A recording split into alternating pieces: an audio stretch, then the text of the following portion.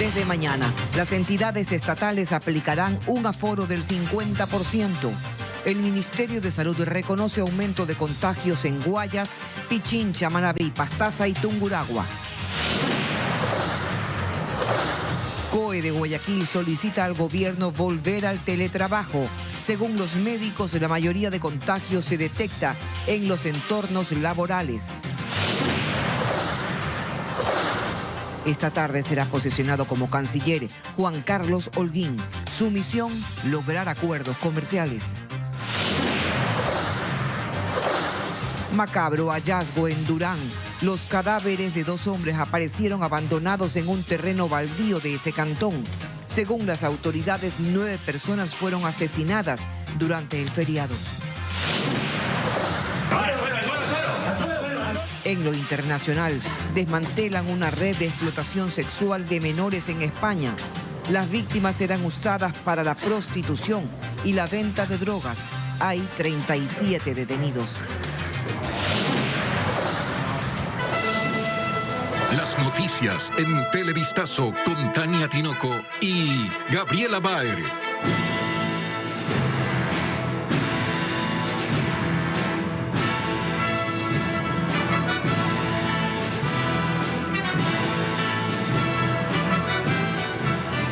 Amigos, buenas tardes. Bienvenidos a Televistazo en este primer día laboral de 2022. Empezamos contándoles que el aumento sostenido de casos de COVID-19 en el país hace que las autoridades tomen nuevas medidas. Hola Gaby, feliz año nuevo. Hola Tania, de igual manera un feliz año para ti y para nuestros televidentes. Entre las primeras acciones que se adoptarán está reducir el aforo en las entidades públicas para los trabajadores. Carla Delgado con el informe. El reporte del Ministerio de Salud sobre un incremento sostenido de casos obliga a las autoridades a tomar nuevas medidas. Desde este martes el aforo en toda la función pública será del 50%. Así lo determinó el Ministerio de Trabajo. Lo hacemos por responsabilidad. Debemos seguir atendiendo al público que merece nuestro respeto, pero también es importante que la bioseguridad nos acompañe a todos los ecuatorianos. El titular de esta cartera de Estado afirmó que la disposición regirá hasta el 23 de enero, tras una nueva evaluación de la situación epidemiológica. Y aunque la disposición es para las entidades públicas, desde el COE Nacional exhortan al sector privado a tomar las mismas medidas. Para cuidar la salud de nuestras familias y la salud de nuestros compañeros de trabajo. Estas nuevas reglas se basan en el último informe sobre los contagios en el país, que según explica la ministra de Salud, el aumento semanal es de más de 9.600 casos. Sobre todo en las provincias de Guayas, en la provincia de Pichincha, en la provincia de Manabí, en la provincia de Pastaza, en la provincia de Tungurahua, lo cual nos ha llevado a hacer unas recomendaciones, dado a que aún la cobertura de vacunación no es lo suficientemente amplia. Las autoridades además hacen un llamado a la población a que si tienen síntomas gripales se autoaíslen para evitar que los contagios se sigan propagando. Autoridades del Comité de Operaciones de Emergencia de Guayaquil exhortaron al gobierno para que se aplique el teletrabajo en los sectores público y privado para evitar la propagación de casos de coronavirus en la ciudad. Según especialistas, se han detectado contagios en entornos laborales. Actualmente la tasa de mortalidad por COVID-19 en la ciudad es de 5 muertos diarios, como nos reporta Bessie Granja. Fue en el sector de Vergeles, en el norte de Guayaquil, donde las autoridades del COE cantonal advirtieron sobre la situación epidemiológica de la ciudad durante las últimas 2 semanas. Los casos nuevos, para que tengan idea, en la semana 49 tenemos alrededor de 540 casos nuevos y en la semana 52 tuvimos 1.710. La ocupación de camas UCI de 49 subió a 55 y la mortalidad de 14 personas subió a 35. Las cifras son claras. Hay una tendencia a la alza en los contagios de coronavirus. Una situación que se pudo palpar por la cantidad de personas con síntomas sospechosos de la enfermedad que acudieron al Hospital Bicentenario y a las unidades móviles para realizarse una prueba. hacerme la prueba para descartar y por salud mía y también de los que me rodean. ¿Quizás estuvo expuesta? Sí, tengo un caso dentro de casa, entonces con más razón. ¿Quizás estuvo expuesto? La verdad soy vendedor y trabajo de tienda en tienda, entonces quiero descartar. Desde el COE cantonal, las autoridades hicieron un exhorto al gobierno para que se aplique el sistema de teletrabajo en algunos ministerios y así evitar la propagación de casos de COVID-19. Esta nueva emergencia no es solamente local, es una emergencia que se está volviendo nacional y por tanto esperamos que los ministerios tomen medidas al respecto. Sin embargo, también se hizo un llamado a la empresa privada a sumarse a esta propuesta. Los que están enfermos ahora, o la mayor parte de los enfermos ahora, tienen una vinculación con reuniones sociales y reuniones familiares, con reuniones de trabajo, ambiente laboral y playas. Por eso es que el llamado del COE cantonal a la empresa privada, al teletrabajo, se debe de dar, porque está demostrado que muchas personas que se infectaron en el ambiente laboral. Por ahora se esperan los datos oficiales por parte del Ministerio de Salud para analizar otras medidas necesarias para contener el virus. El año inicia con una situación crítica por los contagios de COVID-19 en Quito. Los hospitales empiezan a llenarse de pacientes. Una de las casas de salud que atienden la emergencia se declaró en fase 5, es decir, el 50% de su capacidad está copado. Carla Delgado hizo un recorrido y nos cuenta. Este panorama no se veía desde hace varias semanas en el hospital del IES Quito Sur, una de las 2 casas de salud que atienden a pacientes con COVID-19 en la capital. Sí, porque tengo síntomas. ¿Ya? Entonces quiero descartar, aunque me han bajado ya todos los síntomas, pero quiero estar segura. Las carpas para valoración de síntomas estaban llenas y la fila cada vez se hacía más extensa. Adentro sucede lo mismo. Cubículos llenos de personas que llegaron con síntomas y que fueron confirmados como casos positivos. Se denota una diferencia sustentada entre lo que sucedía hace un mes, cuando recibíamos por triaje respiratorio entre 30 a 35 pacientes, al día de hoy que tenemos una media entre 250 y 260 pacientes llegando por sintomatología respiratoria. Ahora bien, esto contrasta también con la positividad, con una positividad que supera el 50%. Hace un mes en esta casa de salud habían apenas 30 pacientes hospitalizados con COVID-19. Esta mañana ya son 95. Por eso el hospital se declaró en fase 5, es decir que el 50% de su capacidad está llena.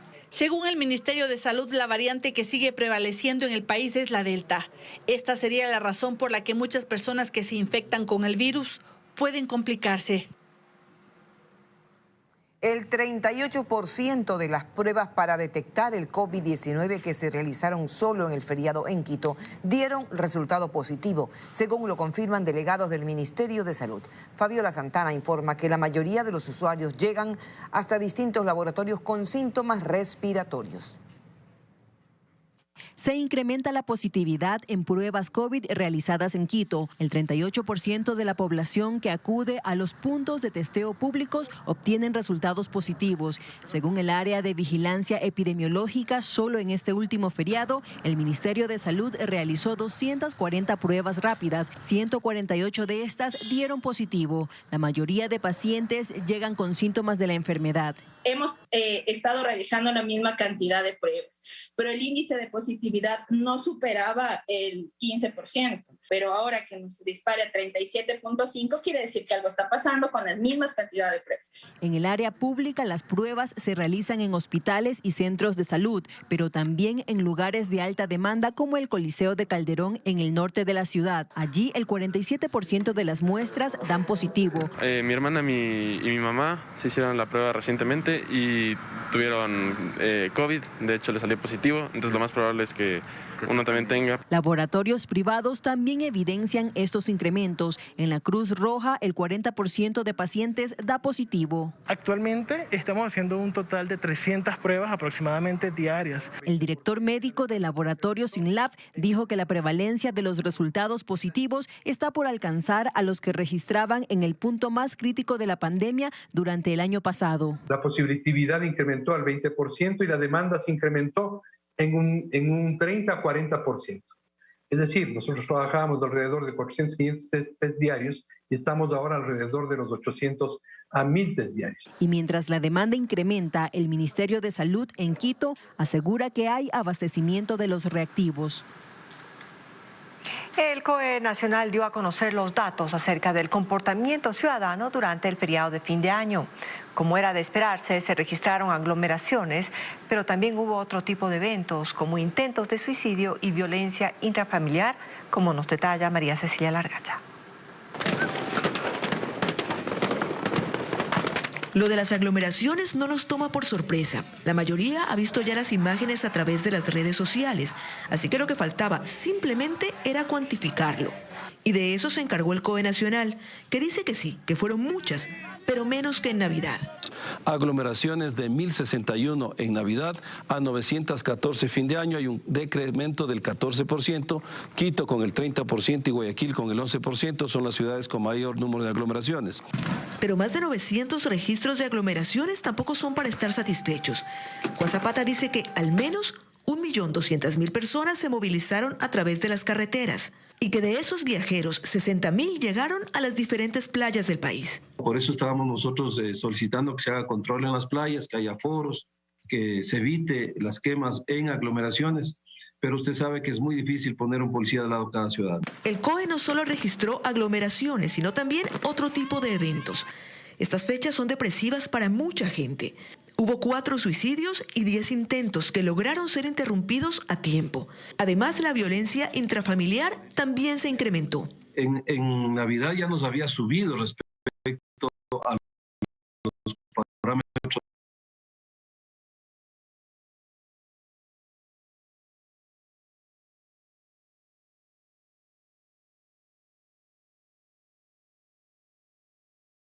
Guayaquil es la primera ciudad con el 20% y seguido poquito también con el 20%. Asimismo, dice que lograron frustrar diversos delitos, más de 400, lo cual ven como una buena noticia. Un balance de fin de año al que todavía le falta un dato: las consecuencias de las aglomeraciones, que se verán días o semanas después. 2 cadáveres fueron hallados en un terreno baldío al pie de la vía Durantambo. La policía investiga la identidad de las víctimas para determinar si tenían antecedentes penales. José Carlos Alvarado nos relata que van 9 muertes violentas en los primeros 3 días de 2022. El hallazgo se dio en un terreno baldío de gran extensión de la vía Durán-Tambo, a pocos metros del mercado mayorista de este cantón. Luego de la alerta de guardias de seguridad de la zona y moradores, la policía acudió al sitio la mañana de este lunes, debido a que había 2 cadáveres en este lugar. Uno de los cuerpos estaba tapado con un plástico negro, mientras que los uniformados recogían evidencias en el sector. Un habitante señaló algunas características que logró identificar en uno de los acribillados. Aproximadamente un joven de 22 años aproximadamente, con unos tatuajes en el brazo y otro en el pecho. Posiblemente se veía así con impacto de bala por el motivo que tenía un derramamiento de sangre. Personal de criminalística llegó junto al vehículo de medicina legal para llevarse los cuerpos hasta la morgue de Guayaquil.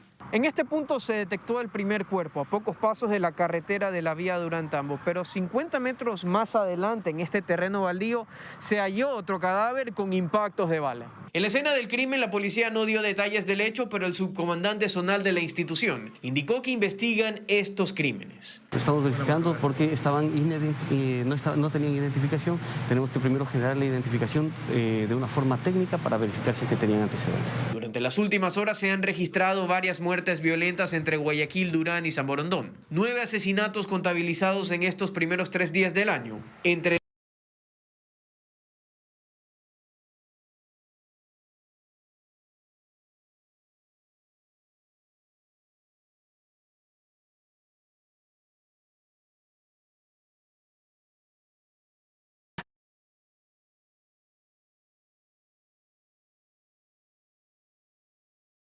Provincia de Los Ríos. Ocurrió la noche de este domingo, cuando 2 hombres y 2 mujeres caminaban hacia sus viviendas y, sujetos a bordo de una motocicleta, les propinaron varios disparos. Las personas fueron llevadas al Hospital General Martín y Casa. También en Los Ríos, pero esta vez en Quevedo, Un hombre fue asesinado con 10 tiros y una persona salió herida durante el ataque. Las víctimas viajaban en una camioneta doble cabina cuando de repente 2 hombres en moto interceptaron el vehículo y dispararon. Tenemos hasta el momento personal de Policía Judicial, de DINASED y de Criminalística levantaron los indicios, recopilaron la información para tratar de dar lo más pronto posible con los autores del hecho. Mientras que en Huaquillas, El Oro, 2 sicariatos ocurrieron en menos de 8 horas en distintos sectores de la localidad. El primero se reportó durante la madrugada del 1 de enero. Sujetos irrumpieron en una vivienda y acabaron con la vida de Wilmer Ceballos, de 36 años. Su cuerpo quedó en medio de la sala. El segundo hecho fue a las 11 de la mañana del mismo día, en el circuito Lojana. Según un reporte policial,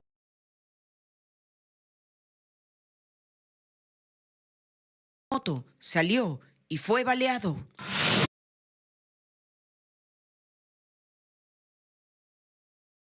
Kilómetro 17 de la vía El Carmen Pedernales.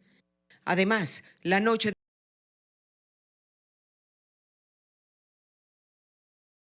del domingo, 2 hombres fueron baleados al pie de una vivienda ubicada en el barrio Virgen del Cisne, en Pedernales.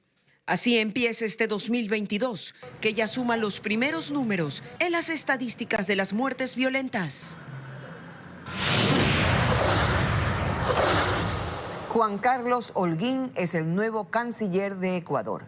Hombre de confianza del presidente Guillermo Lasso, fue clave en la gestión de las vacunas para el plan de inmunización del régimen. Según los expertos, con el cambio, el gobierno intentará fortalecer su política exterior. Francisco Garcés con más información. El nuevo canciller es Juan Carlos Holguín, tiene 38 años y es un empresario relacionado con las áreas de tecnología y deporte.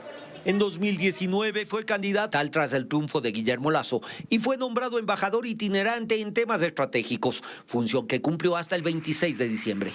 Desde este lunes reemplazará a Mauricio Montalvo en la Cancillería con el objetivo de promover los acuerdos comerciales y abrir la economía al mundo para continuar la reactivación de la inversión extranjera y el empleo, escribió el presidente Guillermo Lasso en su cuenta de Twitter. Una vez que la Cancillería fue puesta en orden por Mauricio Montalvo, que la carrera diplomática fue revalorizada al nivel que debía, es el momento de lanzar la política exterior hacia afuera con mayor resolución. Pero no todos creen que el cambio a tan poco tiempo del gobierno sea la mejor decisión. Yo creo que es una mala señal.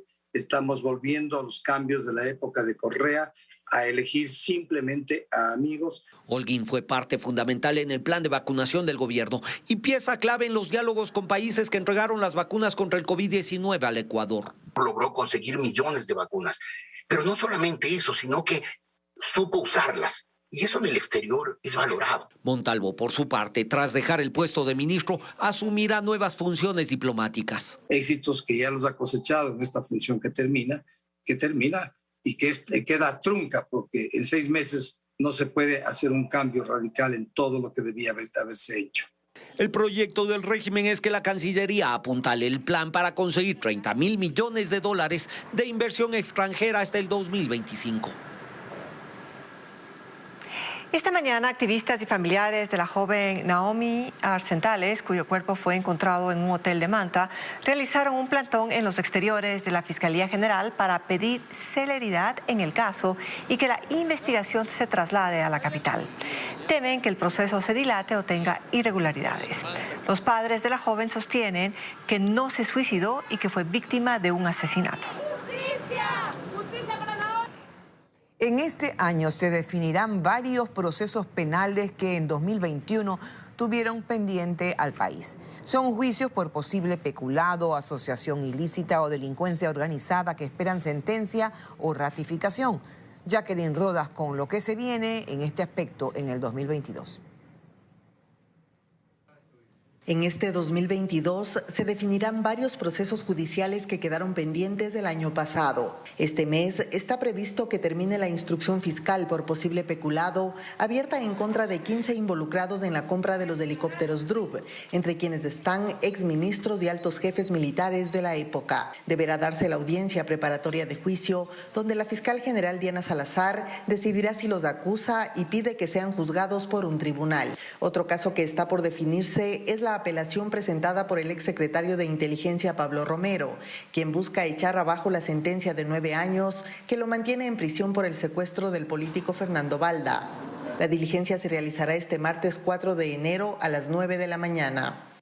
Mientras del caso Singue, por el que se negó la unificación de penas al ex vicepresidente Jorge Glass, está pendiente de apelación. La audiencia debió darse el pasado 2 de diciembre, pero los abogados de Glass no se presentaron y fueron multados. Aún no hay nueva fecha para la diligencia. Además, este 2022 se espera el resultado del llamado a juicio solicitado por Fiscalía para el excontralor Pablo Celi y 12 personas más por presunta delincuencia organizada en el caso Las Torres. Si el juez Felipe Córdoba lo acepta, Celi será juzgado. Y el destino del exalcalde de Quito, Jorge Yunda, y de su hijo Sebastián también se conocerá en los próximos días. El padre, acusado de peculado en la compra de pruebas PCR, tiene un juicio en el limbo luego de haber recusado a un miembro del tribunal. Mientras el hijo espera su extradición desde Argentina y tiene una orden de prisión en Ecuador, procesado por posible asociación ilícita.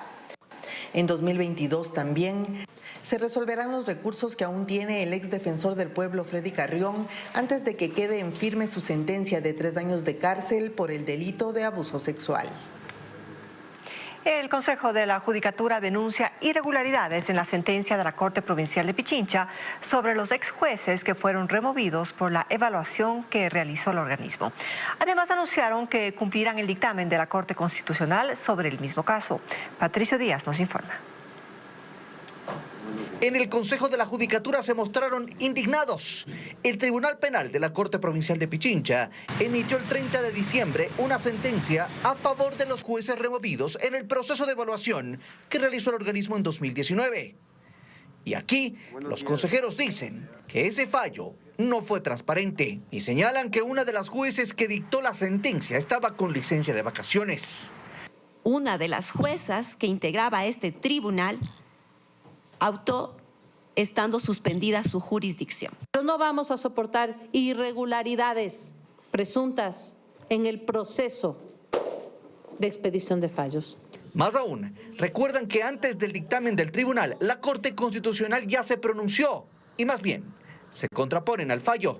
Va más allá de lo que estableció el máximo órgano de justicia constitucional del país y definió que la reparación tiene que efectuarse por el tiempo que falta para cumplir los 9 años de funciones de los jueces y conjueces de justicia. Pero aunque no están del todo satisfechos con lo definido por la Corte Constitucional, anuncian que cumplirán la sentencia. Recuerdan que la evaluación se hizo por pedido del Consejo de Participación Transitorio y en base a la consulta popular que exhortaba a la evaluación de las autoridades. Aquí hay una resolución que debía ser cumplida precisamente ante el clamor ciudadano. Y eso fue lo que hizo el Consejo de la Judicatura.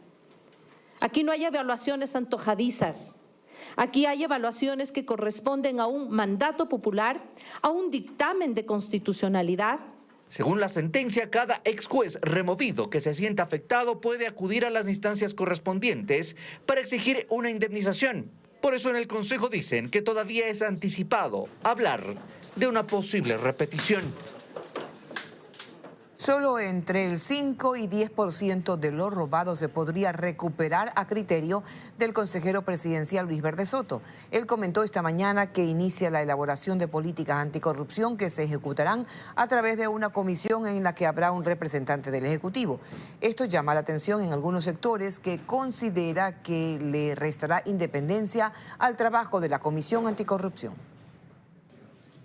El plan se presentó el 9 de diciembre, pero que ya arranca el proceso, cuenta Luis Verde Soto, consejero de Gobierno para Gobernanza y Gestión Institucional, que primero se definirá la política anticorrupción, que la forma de aplicarla será a través de una comisión. Vamos a formar parte de 10 grupos de tarea en el sentido de lo que se suele llamar a esto, es decir, pequeños núcleos de investigación. Son 10 en los campos más urticantes de la administración pública, los campos más difíciles donde se ha detectado alertas tempranas para la corrupción, que estará conformada por un experto internacional que no lo pagará Ecuador. Estamos buscando que lo haga la cooperación internacional, de modo tal que no haya conflictos de intereses y no haya ningún tipo de contradicción. Estará formado por un experto nacional, un abogado y un delegado presidencial que permitan establecer un conjunto de información que ordenada será entregada a la Fiscalía. Sin embargo, no todos están de acuerdo en que estas iniciativas surjan desde la función ejecutiva, que es un contrasentido, señala Fernando Villavicencio. Yo de principio no creo en que el propio Poder Ejecutivo cree una comisión. Es como pedirle a Satanás que se corte a sí mismo las uñas. Eso es imposible. Y considera que el gobierno no debería descartar la presencia de una comisión internacional que sea un cuerpo asesor, porque de ese asunto se tienen que encargar los ecuatorianos. Aquí no se necesita que nos den haciendo. Necesitamos gente, profesionales del más alto nivel, a nivel internacional, de Naciones Unidas, que faciliten instrumentos nuevos, tecnologías nuevas y que sean veedores.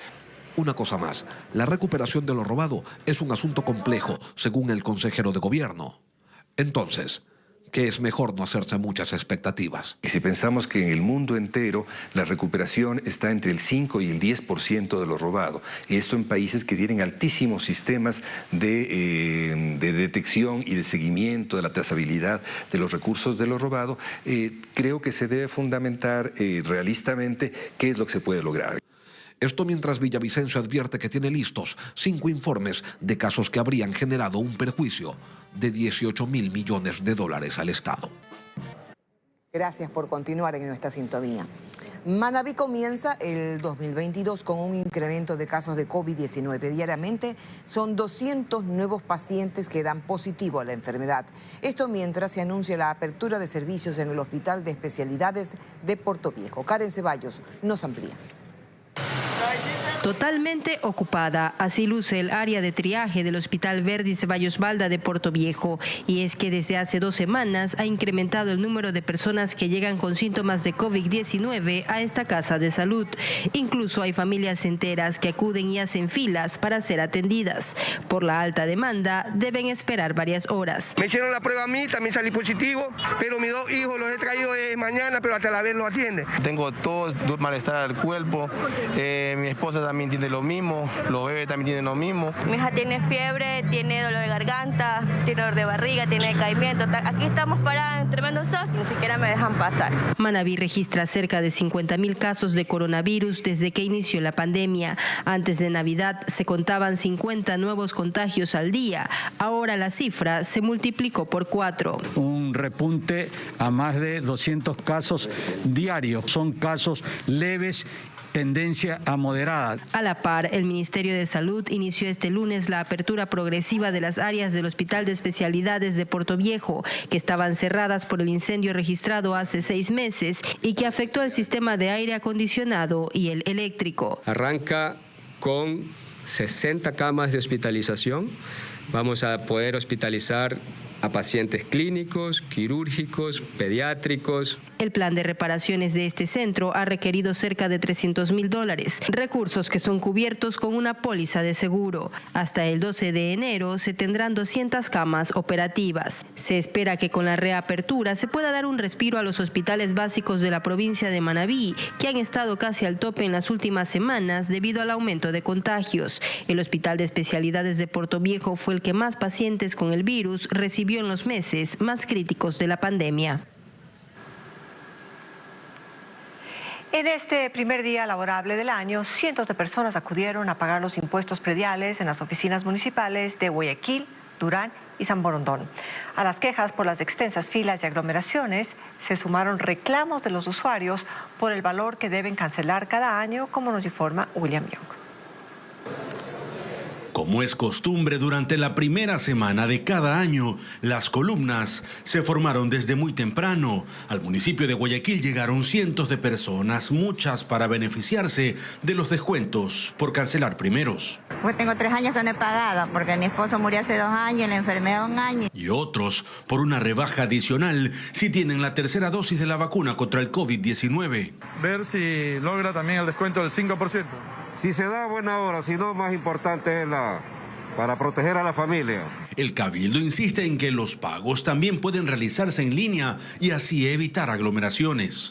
Son 640.000 predios que existen en Guayaquil, tanto en la zona rural como urbana. Normalmente, en años anteriores, un 80% del pago de los impuestos prediales se ha dado a través de la banca móvil y obviamente se ha dado durante los 3-4 primeros meses. En el cantón vecino Durán, el panorama fue similar. Aunque se dio prioridad en el pago para personas de la tercera edad, hubo quejas de los usuarios. Hay un desorden, ¿no? Hay una señorita que le dan el ticket, pero le dice váyanse por allá y cada cual coge su silla. Y los reclamos no solo fueron por las aglomeraciones. Sara vino a cancelar por 2 predios y aún no entiende por qué paga tanto si donde vive las carencias son enormes. ¿Por qué me cobran $100? Mire cómo vivimos, puro lodo, no tenemos agua potable, no hay alcantarillado, no hay nada, no sé por qué me cobran esa cantidad. En cambio, en las oficinas del municipio de San Borondón el ritmo fue distinto. Pocas personas acudieron en este primer día de atención del año. El presupuesto municipal en general del año es alrededor de $50 millones, que dentro de los cuales forman parte, obviamente, un porcentaje en la recaudación de impuestos prediales. En estas 3 ciudades, los descuentos por el pago de los impuestos prediales se mantendrán hasta junio. Hoy arrancó también en Quito el cobro del impuesto predial. Pese a que el Cabildo anunció que no habría un incremento, hubo denuncias sobre valores mayores al del año anterior. Esta primera jornada tuvo gran afluencia de ciudadanos de la tercera edad. Alex Pila nos tiene un informe. Por disposición del Consejo Metropolitano de Quito, este año no incrementa el impuesto predial. Las personas que paguen los 6 primeros meses del año tendrán un descuento del 10% que se reducirá en puntos porcentuales. Las autoridades esperan recaudar $30 millones los primeros 15 días de enero. Este rubro en particular, la contribución de mejoras, no es un rubro constante cada año, siempre va a variar dependiendo de que terminemos de pagar algunas obras ejecutadas y hay otras pues que se inicia el cobro. En este caso no ha habido mayor incremento respecto a este rubro. El malestar que se genera en los balcones de servicios es por el incremento de la contribución especial de mejoras. Según las autoridades, este tributo incrementa por los arreglos que se dan en los barrios o en todo el distrito metropolitano de Quito. El Metro de Quito, si ya es recibido a entera satisfacción por parte del municipio de Quito, tendrá que empezar a ser recaudado, pero por el momento seguiremos pagando solo los valores que se nos han cobrado, como son Ruta Viva, repavimentación de la ciudad y estas obras en particular locales que se realizan en cada barrio. Las autoridades esperan recaudar más de $60 millones este año. Y recuerde que usted puede pagar este tributo en cualquier institución financiera y los balcones de servicio sirven únicamente para proveer de información. Seguimos con más noticias. Un fallecido y 4 heridos. Ese fue el saldo de un choque múltiple en Babahoyo, en la provincia de Los Ríos. Ocurrió la noche del 31 de diciembre en el bypass de esa localidad. En total, 4 vehículos estuvieron involucrados en este grave accidente que provocó además congestionamiento en esa zona horas antes de que finalice el 2021. Según indicaron testigos, entre los heridos habría menores de edad. Rescatistas, personal de la Comisión de Tránsito del Ecuador y bomberos atendieron la emergencia. Y el inicio de este año tampoco estuvo exento de accidentes de tránsito. La mañana del sábado, un vehículo se estrelló mientras circulaba por la autopista Narcisa de Jesús, cerca del Parque Samanes, en el norte de Guayaquil. Agentes de tránsito acudieron al sector y verificaron que el carro se impactó contra uno de los muros ubicados en la franja divisoria del carril. Según la información preliminar, el conductor resultó con heridas leves. Guayaquil se ubicó durante el 2021 entre las ciudades latinoamericanas con peor tráfico. Según un estudio internacional, los conductores en el puerto principal gastan 47 horas al año en atascos. Expertos apuntan al aumento descontrolado del parque automotor y a la falta de un transporte público eficiente como factores que inciden en la problemática. No hace falta que se lo describamos mucho. El tráfico en Guayaquil a ratos se vuelve insoportable y los conductores lo saben. Demasiado tráfico, pero creo que es así por las festividades que se están viviendo. Tampoco es más fácil, claro, no se desvía nada más por ahí. ¿Cómo saber qué rutas no tomar, por ejemplo? Todo lo que es Bahía, lo que es la avenida Quito. Según un informe de la empresa de análisis de tráfico INRIX, Guayaquil es la 10ª ciudad de Latinoamérica con el peor tránsito. La lista la encabezan Bogotá, Ciudad de México y Monterrey. Uno de los factores, de acuerdo a los expertos, es que el parque automotor ha crecido en los últimos años. Según la ATM, en Guayaquil en 2020 había 582.000 vehículos, mientras que en 2021 la cifra subió a 629.421. Pero Erwin Delgado, profesor e investigador del ESPOL, dice que hay otras causas. Estos atascos o congestión es el resultado en que la demanda de movilización supera la capacidad de las vías. Se debe a factores no solamente de la geometría de la vía, sino también del comportamiento de los conductores.